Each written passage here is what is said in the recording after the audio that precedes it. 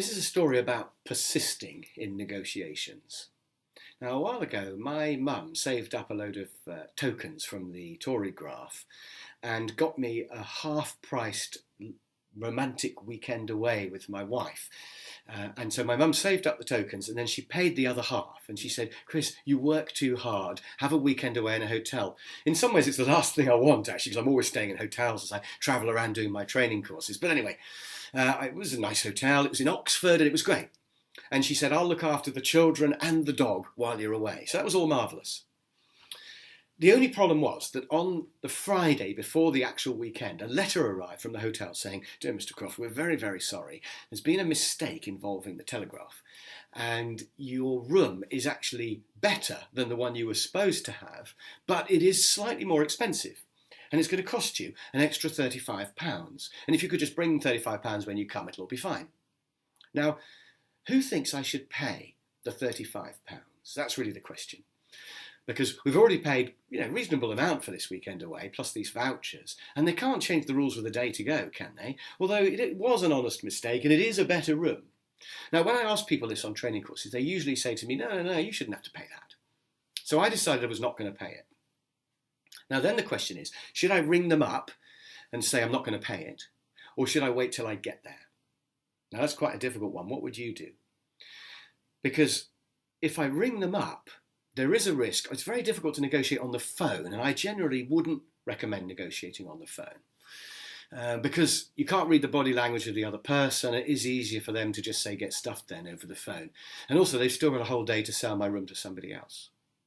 If I leave it till I get there, I'm stronger in a way because it's too late for them to sell the room to anybody else, and I'm face to face with them. But I'm weaker because I can't walk away. But I decided to go for the face-to-face option. If in doubt, you should always negotiate face-to-face. So we switched off all the lights, locked up our house, dropped off the kids and the dog at my parents' house, and we went to Oxford. And as we arrived in the hotel, I'm thinking about this £35 negotiation. And my wife is going, oh, what a beautiful hotel. And it was in the evening, it was getting dark, but there were floodlights and creepers growing up the outside of this lovely stone hotel, and there were smart cars parked on the drive. So as we crunched up the gravel, my wife's going, oh, it's so romantic, a weekend away. And I'm just thinking, £35, £35. So when we got to the desk, they said, welcome to the hotel. And I said, yes, hi. And by the way, I got this letter, and I'm not happy about the £35. I'm not paying it. I'm sure you'll understand. And the lady said, well, I'm afraid you'll have to pay it. And I said, well, I'm not prepared to pay it. And she said, well, we did notify you in advance. And I said, I know, but I'm here to say that I'm not happy with the 35. It's your problem. It's between you and the Telegraph. If there's been a mistake, that's your problem, not mine. I've bought it in good faith. I'm not paying it. And she said, well, I'm afraid you will have to pay it. Otherwise, you won't be able to stay. And of course, by now, my wife's kicking me under the table in front of the reception desk going, Chris, we're bloody staying here. And the thought of driving back home to our empty, dark house and not staying in this romantic hotel was just unthinkable. I've got zero walk-away power. And the ability to walk away is where all your power comes from, and I had none. But this story is about persisting. So I said to the lady behind the desk, well, I'm afraid I'm just not prepared to pay it. And surely, it's only £35. Surely you can waive that. And she said, no, I'm afraid I can't. No, the decision's been made and everybody has to pay it. And I said, well, can I see the manager then? And she said, I am the manager. I hate it when that happens. So I said, well, if you're the manager, surely you can authorise it. And I was thinking, if she says no, I'm going to have to crumble and pay it, or at least offer some sort of deal of maybe I can at least have an extra bottle of wine with dinner to cheer me up because of this £35 thing. And I was going to try and get something back. But I just tried that one more time of, well, surely you can authorise it. And she went, all right then. And she did. And she cracked first.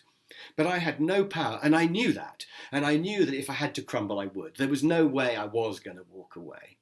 If you like, my walk-away point was to pay the 35. But it was still worth a try, and it was still worth persisting and just trying. And I was within one step of cracking when she cracked.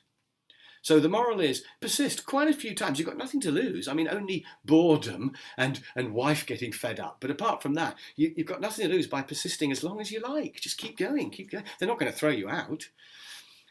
So persist. And that's what I did. And it was worth £35. And although my wife was racked with guilt for the whole weekend because we'd got it cheaper than everyone else, I felt great. I kept thinking, yes, I've got it cheaper than everyone else. Which is interesting, isn't it? It's all about your state of mind in the end.